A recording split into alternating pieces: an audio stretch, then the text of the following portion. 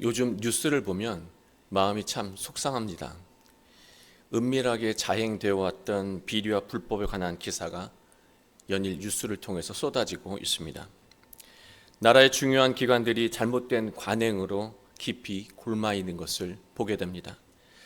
공무원들은 나중에 책임지지 않기 위해서 최대한 소극적으로 일해왔습니다.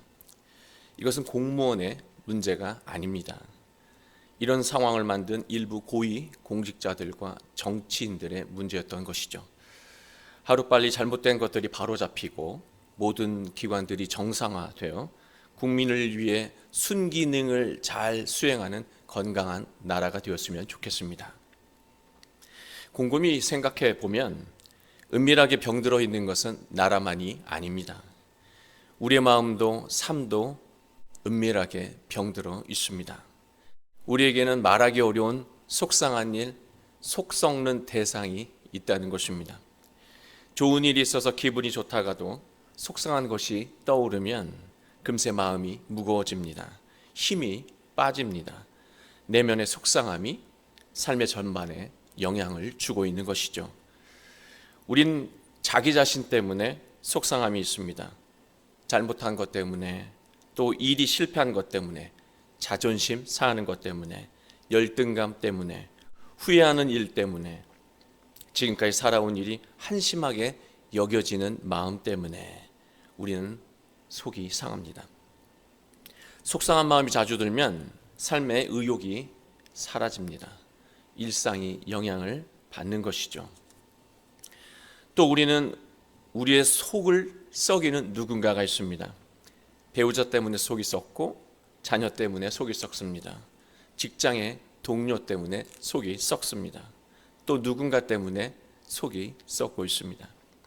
우리는 기분이 좋다가도 속 썩이는 사람이 문득 떠오르면 순식간에 감정이 나빠집니다.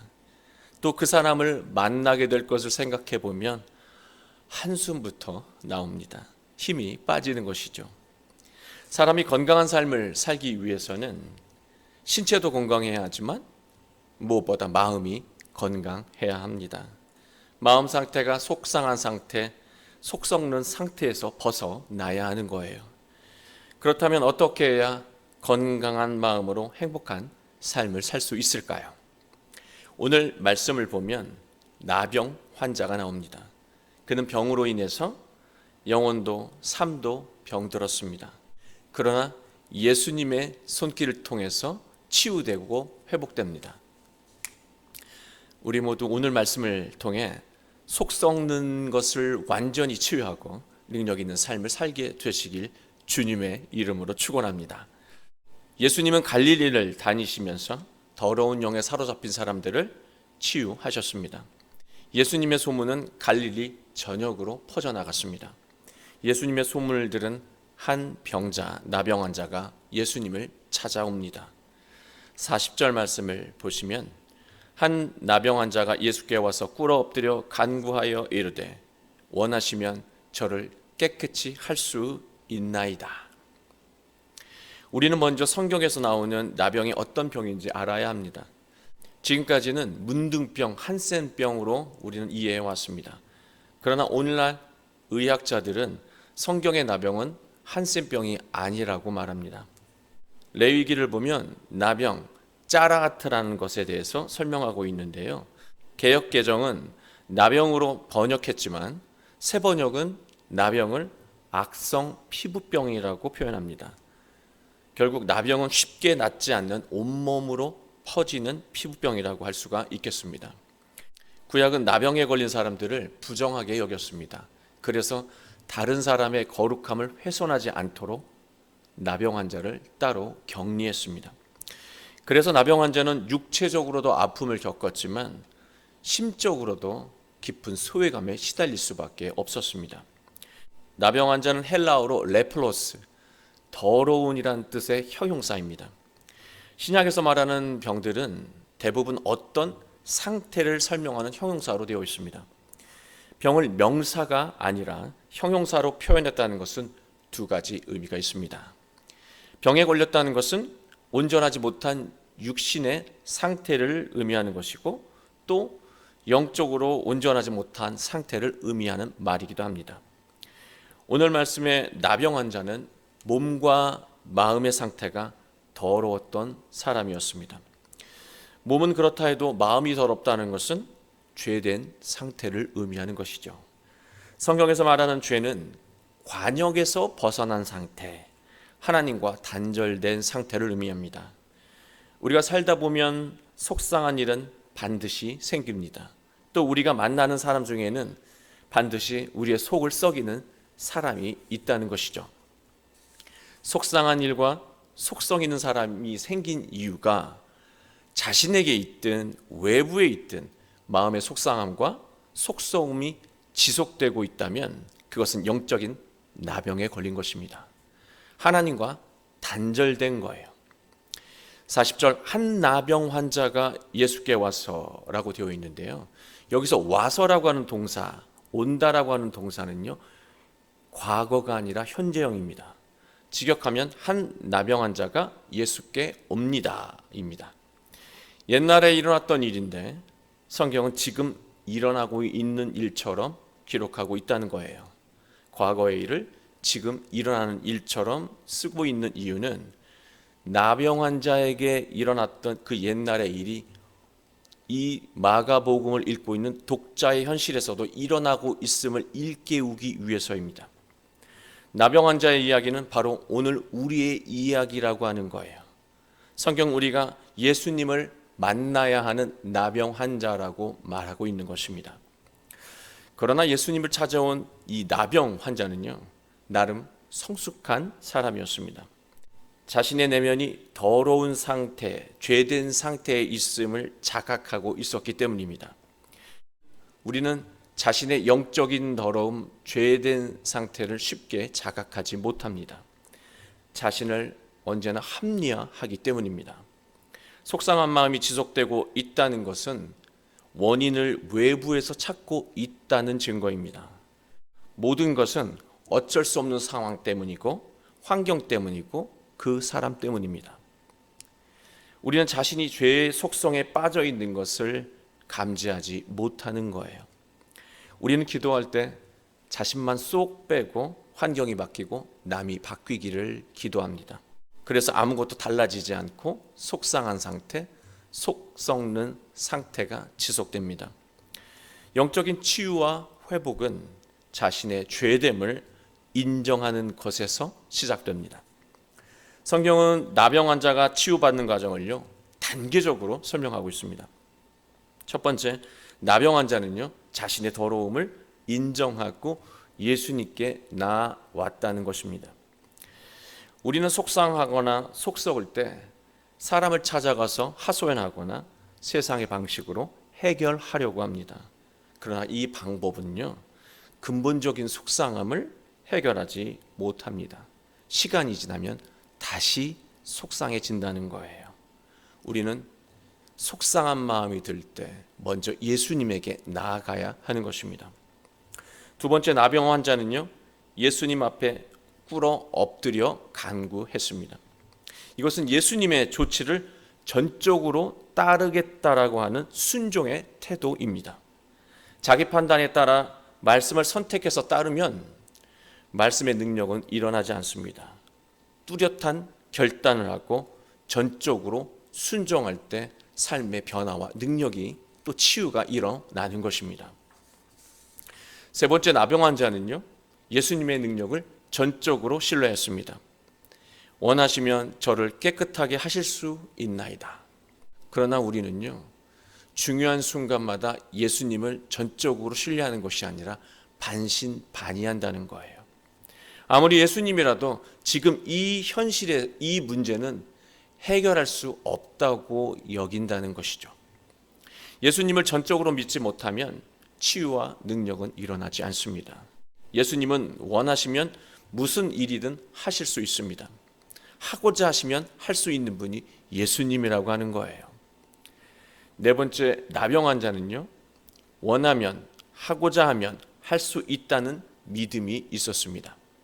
이것은 예수님에 대한 확고한 믿음이고 예수님을 믿는 사람이 가져야 하는 신앙의 태도입니다.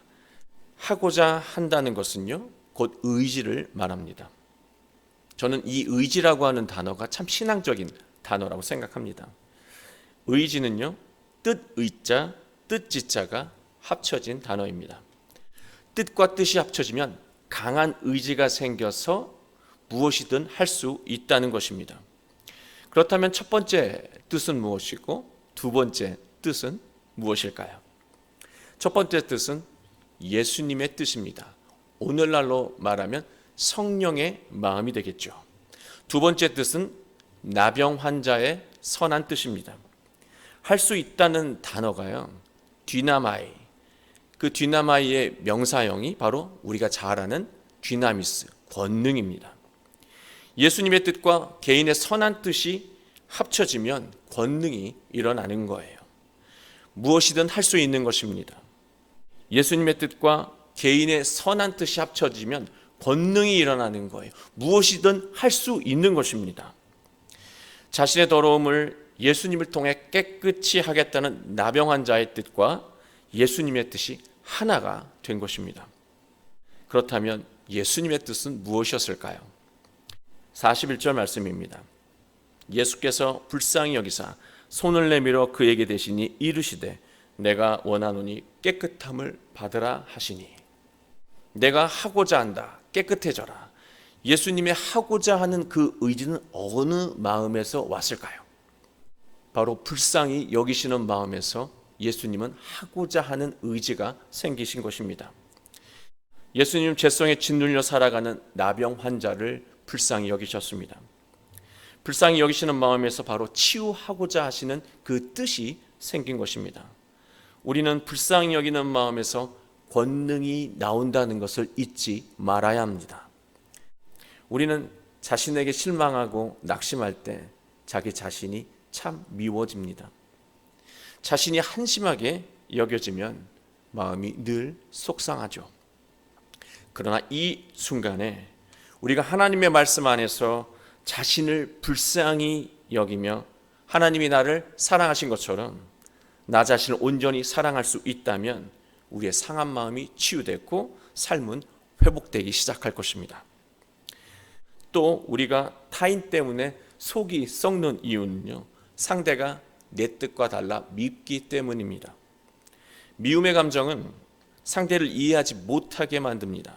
그러나 하나님의 말씀 안에서 상대를 불쌍히 여길 수 있다면 우리는 상대를 이해하는 마음이 생긴다는 거예요. 얼마나 두려웠으면, 얼마나 다급했으면, 얼마나 궁색했으면 저런 말을 하고 저런 행동을 하게 될까? 이해하는 마음이 커질수록 우리의 속 썩는 마음도 함께 사라질 것입니다. 오늘날로 말하면 예수님의 마음인 성령과 우리의 뜻이 합쳐지면 우리의 상함은 치유되고 일상에서 권능이 일어난다는 것을 우리는 꼭 기억해야 합니다. 42절 말씀입니다. 곧 나병이 그 사람에게서 떠나가고 깨끗하여 진지라. 예수님의 뜻과 나병 환자의 뜻이 하나가 되자 더러움이 깨끗이 씻어졌습니다. 예수님은 회복된 사람에게 엄하게 경고하시면서 중요한 가르침 하나를 주셨습니다. 44절 말씀입니다. 이르시되 삼가 아무에게도 아무 말도 하지 말고 가서 내 몸을 제사장에게 보이고 네가 깨끗하게 되었으니 모세가 명한 것을 드려 그들에게 입증하라 하셨더라. 예수님은 나병에서 회복된 사람이 지켜야 하는 율법을 지키라고 당부하셨습니다. 그러나 더 중요한 것은요, 아무에게도 아무 말도 하지 않는 것이었습니다.